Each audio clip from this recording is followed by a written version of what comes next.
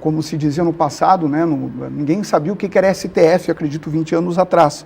Hoje, em qualquer lugar, a gente vê discussão de gente opinando sobre a posição do STF, se ela é correta ou se ela é equivocada. E daí a gente pega um episódio tipo do Elon Musk, né, que houve uma decisão bloqueando as contas da Starlink apenas por ser uma outra empresa, né? E daí a gente pergunta, poxa, mas a solidariedade não se presume, isso está tranquilo no Código Civil, está fixado?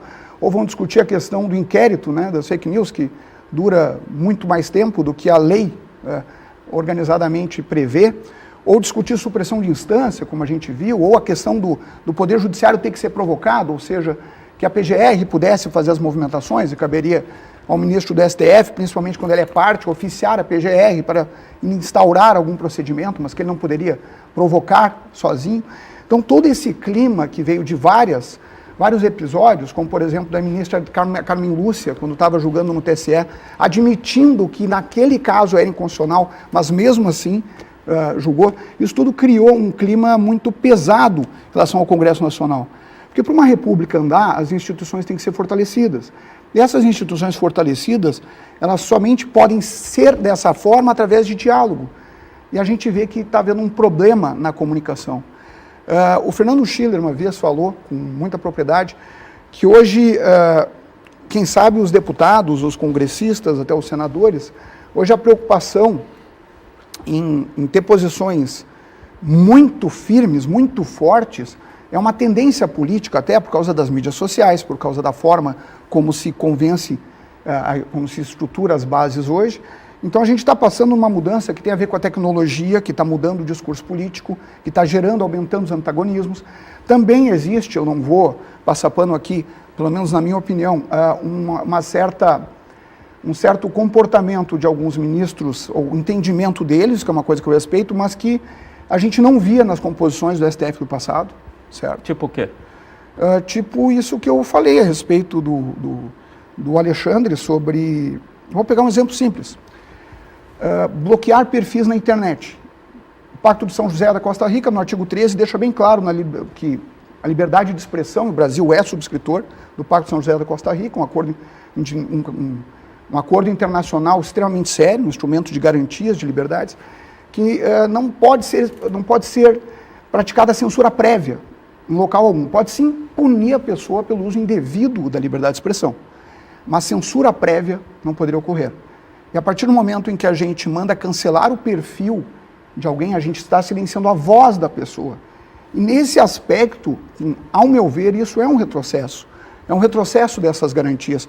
Eu entendo que o judiciário e a lei, o Estado democrático, precisam se adequar ao que essas tecnologias estão fazendo.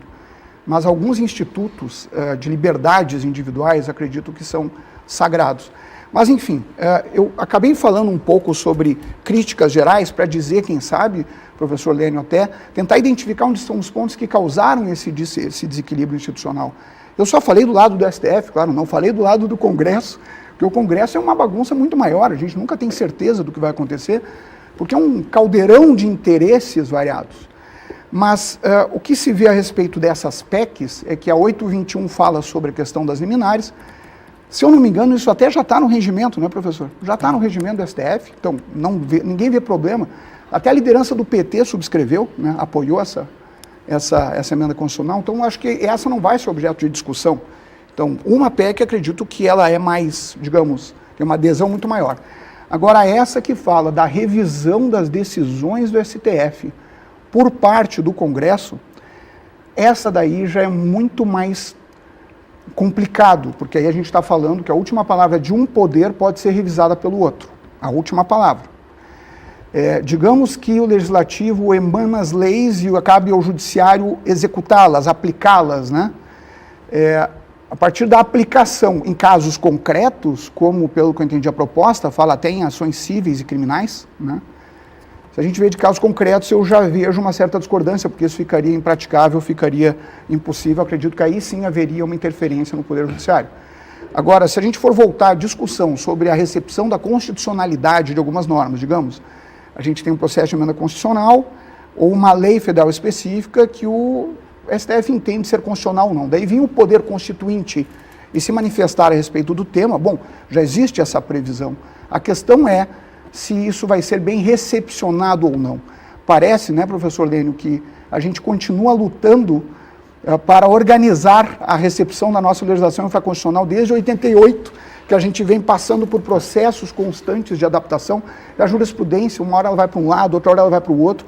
A advogar fica cada vez mais difícil, fica difícil achar segurança jurídica. Então, para quem é operador do direito, essa bagunça não é nada favorável. Desculpa chamar de bagunça, um termo muito chulo, mas o fato é que a gente não vai conseguir evoluir se com todo o respeito ao Supremo Tribunal Federal, se ele também não der o exemplo e observar a legislação infraconstitucional em vários casos. Porque a partir do momento que um presidente do STF, um ministro do STF pode tomar uma decisão e o Pleno respalda, então todo magistrado de primeiro e segundo grau podem fazer a mesma coisa. Então isso é bem complexo.